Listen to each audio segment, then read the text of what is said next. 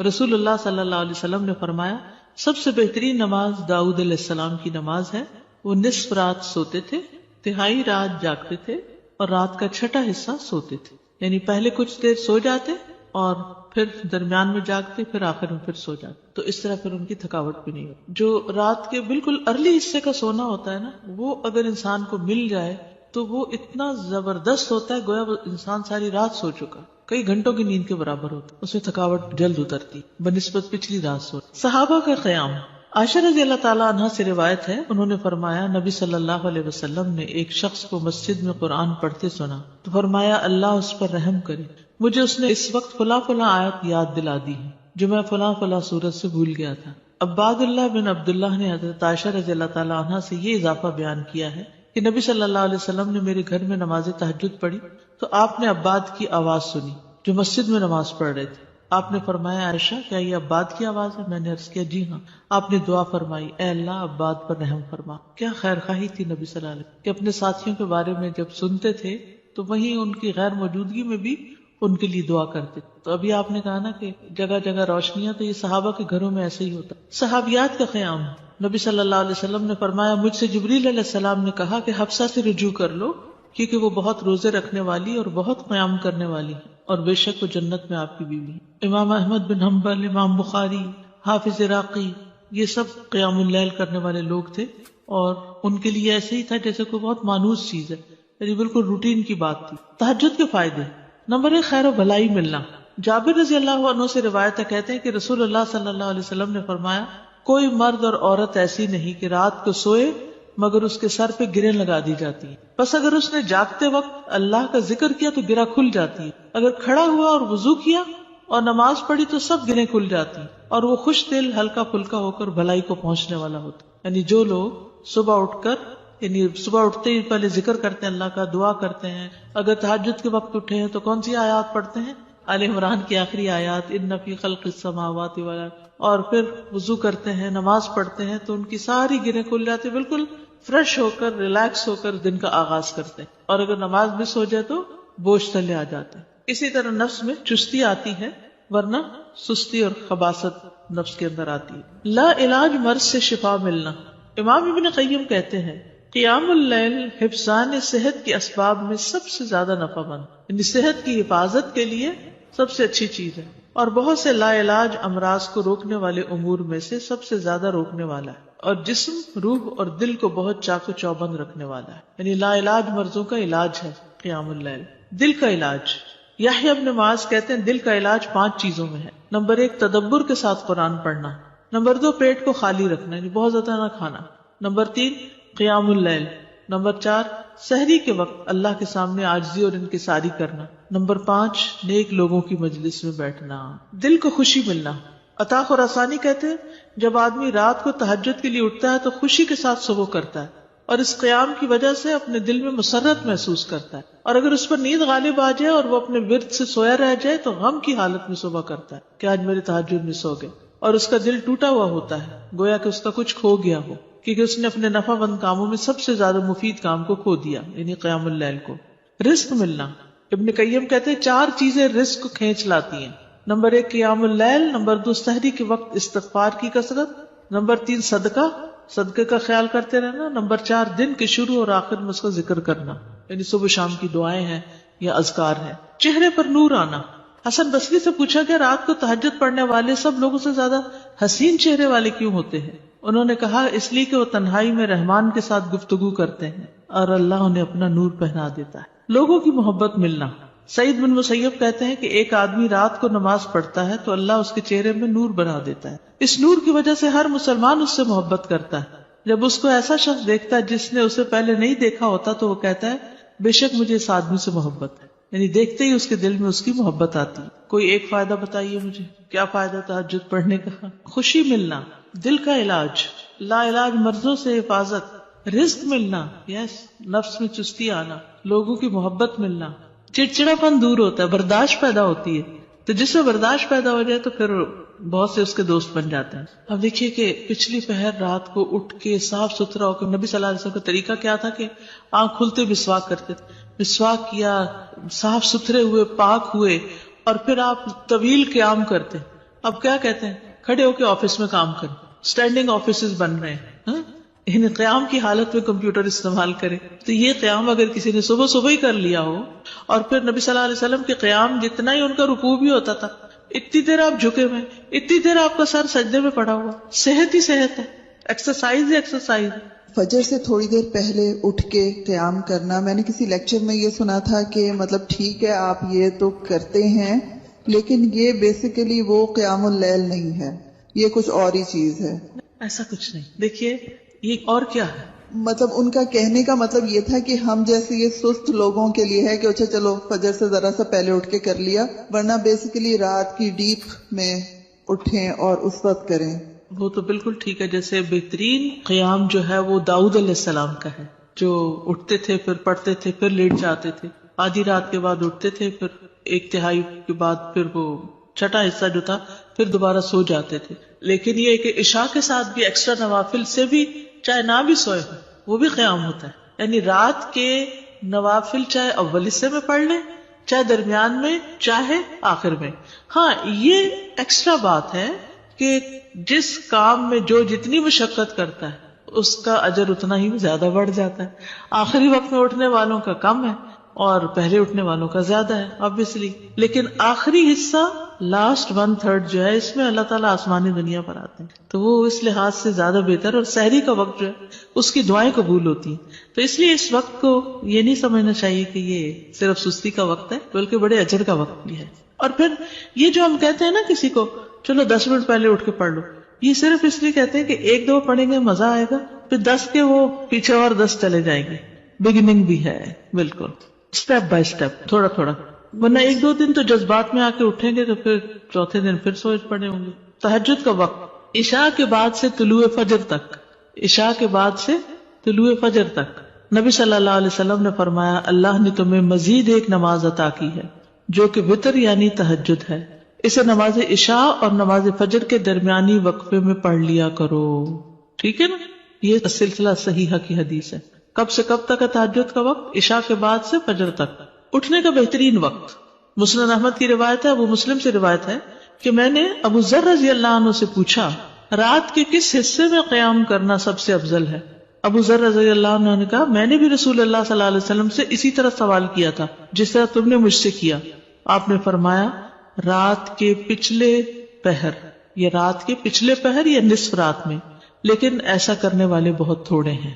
یعنی مشکل ہے نا آدھی رات کو اٹھنا. آپ مثلا سوئے ہیں 10 بجے اور 12 بجے پھر اٹھ جائے تو مشکل ہوگا. رات کے آخری حصے میں قیام کرنا.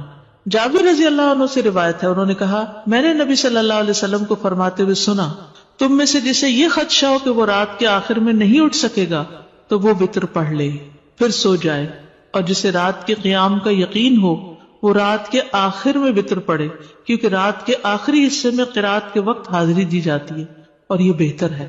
ٹھیک ہے, تو رات کا آخری حصہ بھی اچھا ہے. آخری پہر دعاؤں کی قبولیت کا وقت بھی ہے.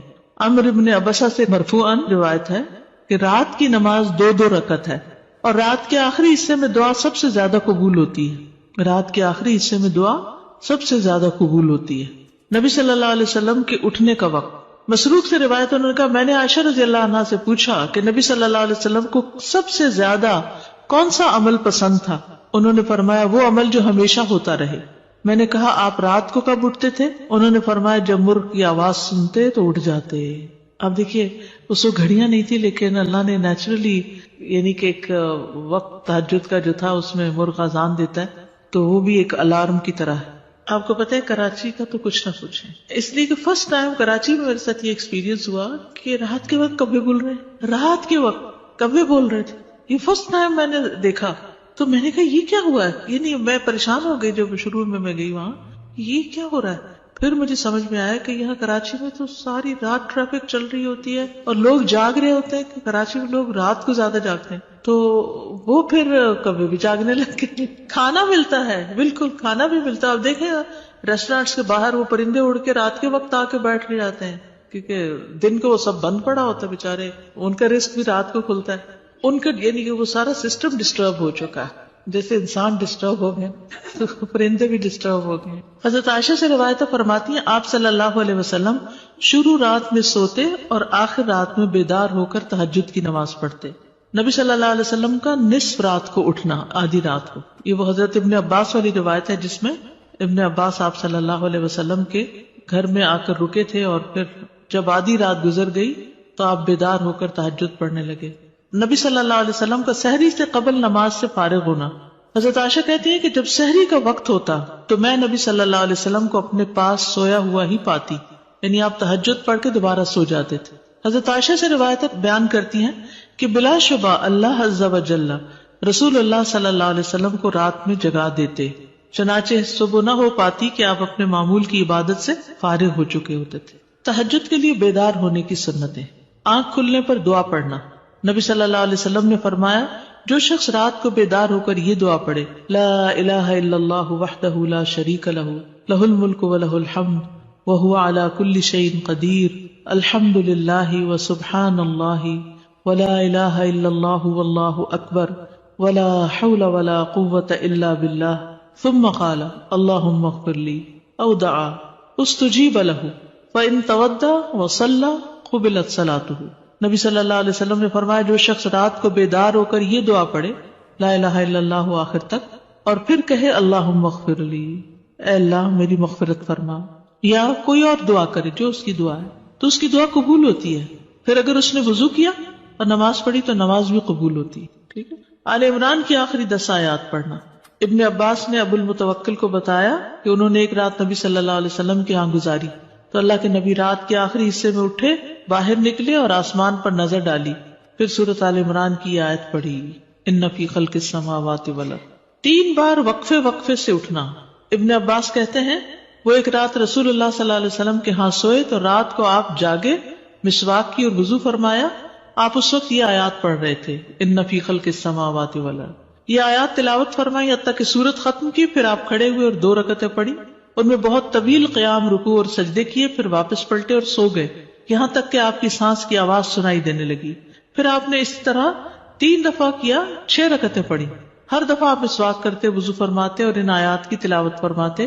پھر آپ نے 3 وتر پڑھے، پھر مؤذن نے اذان دی تو آپ نماز کے لیے باہر تشریف لے گئے. یعنی بار بار وضو کیا، بار بار مسواک کیا اور بار بار ان فی خلق پڑھا اور عبادت کی. بیدار ہوتے ہی مسواک کرنا. ابن عمر سے مرفوعاً مروی ہے کہ آپ صلی اللہ علیہ وسلم جب سوتے تو مسواک آپ کے پاس ہوتی، جب بیدار ہوتے تو مسواک سے ابتدا کرتے. اسی طرح جب آپ تہجد کے لیے کھڑے ہوتے تو اپنا منہ مسواک سے اچھی طرح صاف کرتے. 2 رکعتیں پڑھ کر سلام پھیرتے اور مسواک کرتے. سبحان اللہ، کس کثرت کے ساتھ منہ صاف کرتے. صحابہ کو بھی حکم دیا جاتا کہ رات کو اٹھے تو مسواک کرے. پھر درمیانہ وضو کرنا. ابن عباس سے روایت ہے انہوں نے کہا میں نے ایک رات اپنی خالہ میمونہ کے ہاں گزاری. نبی صلی اللہ علیہ وسلم رات کو اٹھے اور اپنی ضرورت کی جگہ آئے، پھر اپنا چہرہ اور دونوں ہاتھ دھوئے، پھر سو گئے اور پھر اٹھے اور مشکیزے کے پاس آئے، اس کا بندھن کھولا، پھر 2 وضو کے درمیان کا وضو کیا، یعنی ہلکا سا وضو، اور پانی زیادہ استعمال نہیں کیا اور اچھی طرح وضو کیا. پھر اٹھے اور نماز شروع کی. کم سے کم اور زیادہ سے زیادہ تعداد کتنی رکعتیں پڑھنی چاہیے؟ ٹھیک ہے. یہ بھی بڑا اہم سوال ہے. اکثر لوگ پوچھتے ہیں تہجد کتنی رکعتیں؟ تو یہ ظہر اثر وغیرہ کی طرح مقرر رکعتیں نہیں ہیں، اس میں وسعت ہے. ٹھیک ہے. کم سے کم اور زیادہ سے زیادہ تعداد. ابن عثیمین کہتے ہیں نبی صلی اللہ علیہ وسلم سے رات کی نماز کے متعلق سوال کیا گیا تو آپ نے فرمایا رات کی نماز 2 رکعت ہے، مثنا مثنا، اور آپ نے اس کو کسی تعداد کے ساتھ متعین نہیں کیا. آپ نے یہ نہیں فرمایا 4 ہے، 6 ہے، 8 ہے، 10 ہے، نہیں. کیا فرمایا؟ 2 ہے. تو جب نبی صلی اللہ علیہ وسلم نے اس کے لیے کسی گنتی کو متعین کیے بغیر کیفیت کو واضح کر دیا تو اس سے معلوم ہوا کہ نماز کا معاملہ اس بارے میں وسعت رکھتا ہے، یعنی اس میں کافی گنجائش ہے. انسان 100 رکعتیں بھی پڑھ سکتا ہے اور 1 رکعت کے ساتھ اس کو وتر بنا سکتا ہے. تو اصل بات یہ کہ انسان جتنی طاقت پاتا ہے اتنی رکعتیں ادا کر لے. ٹھیک. ابن باز رات کی نماز کی تعداد کے متعلق کہتے ہیں کہ یہ بات ہر انسان کی طاقت کی طرف لوٹتی ہے، اور نبی صلی اللہ علیہ وسلم 11 رکعت ادا کرتے اور 2 رکعت پر سلام پھیرتے.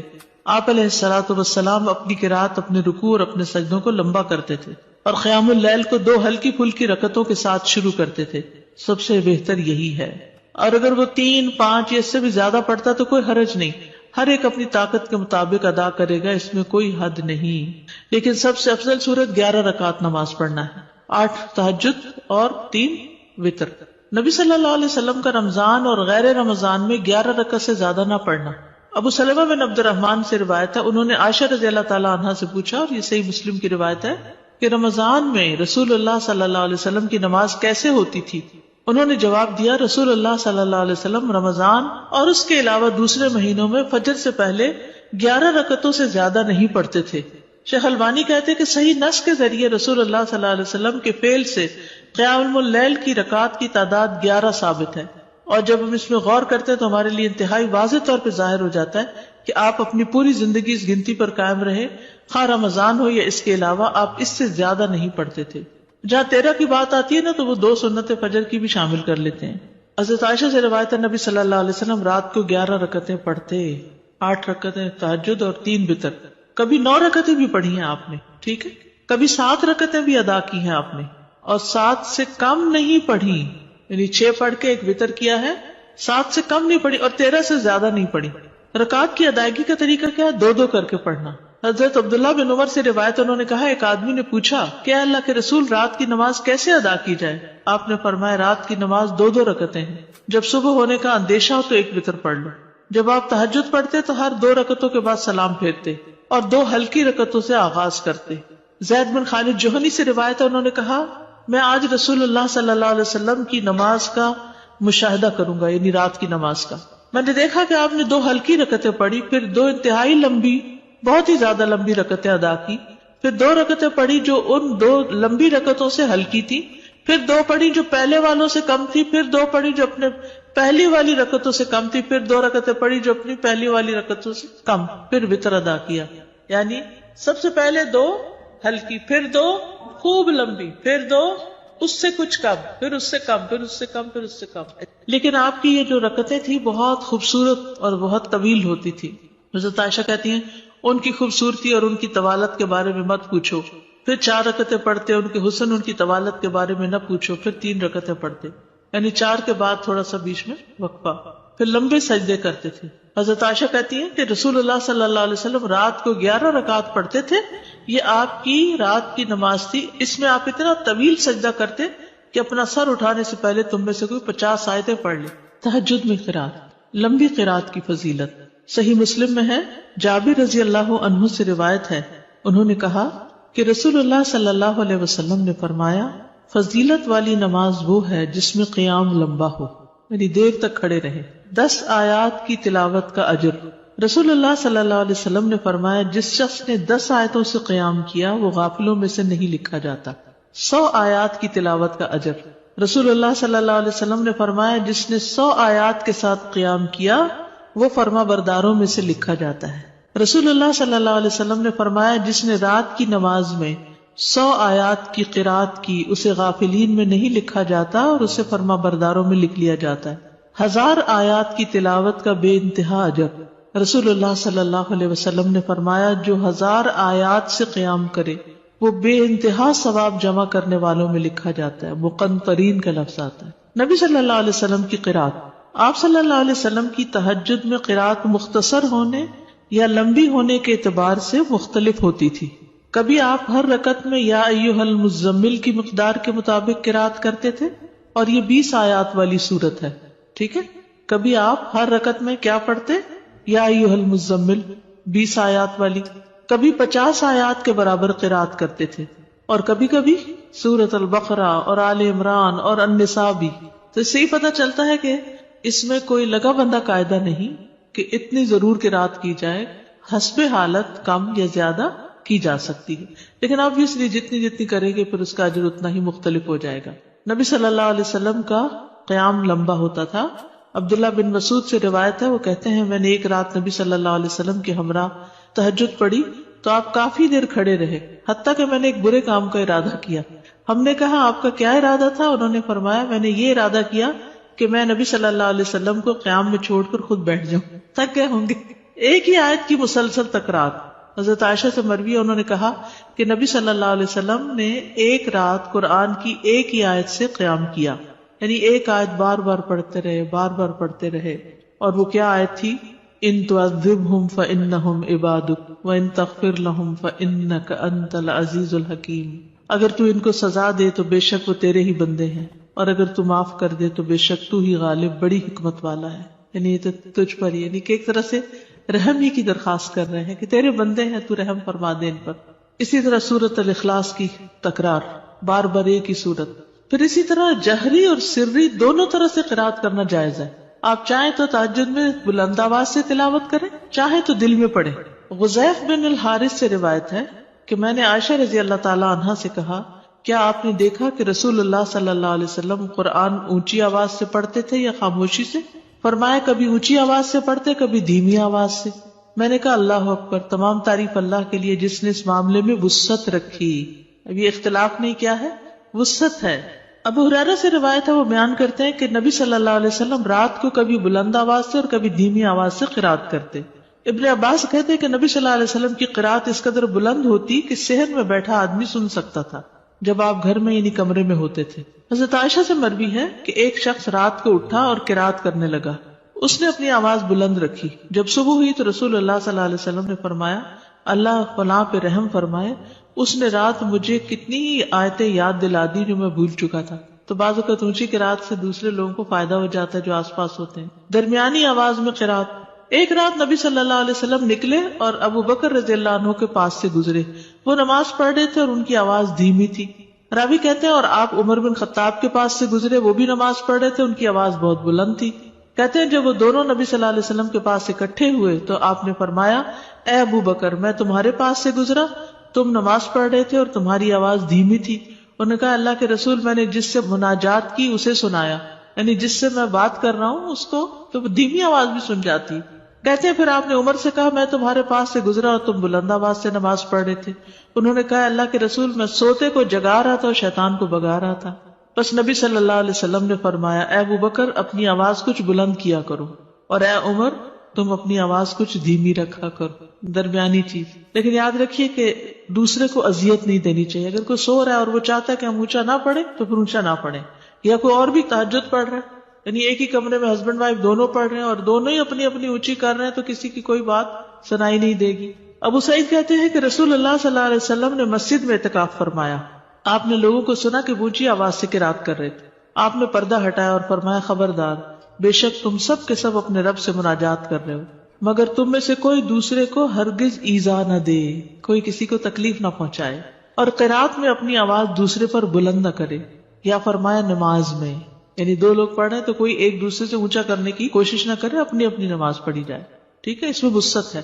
اونچی آواز سے پڑھ سکتے ہیں اور نیچے سے، لیکن پسندیدہ کیا ہے؟ درمیانی آواز سے پڑھنا.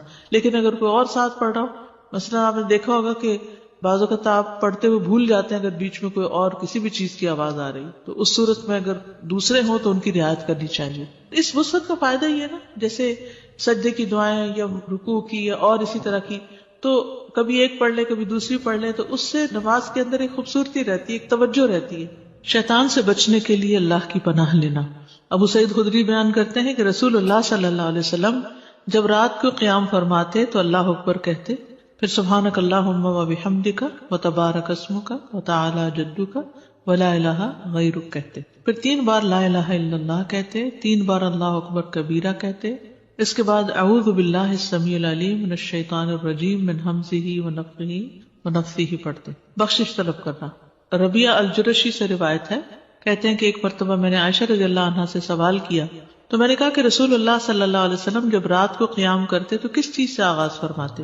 انہوں نے کہا کہ آپ 10 مرتبہ اللہ اکبر کہتے، 10 بار سبحان اللہ، 10 بار لا الہ الا اللہ، 10 بار استغفر اللہ، اور 10 مرتبہ یہ دعا اللہم اغفر لی واہدنی وارزقنی، اور پھر 10 بار یہ دعا اللہم انی اعوذ بک من الضیق یوم الحساب، دنیا کی تنگی سے دعا مانگنا. شریک حوزنی کہتے کہ میں ام المومنین عائشہ رضی اللہ عنہا کے پاس گیا اور ان سے پوچھا کہ رسول اللہ صلی اللہ علیہ وسلم جب رات کو اٹھتے تو کس چیز سے ابتدا کرتے؟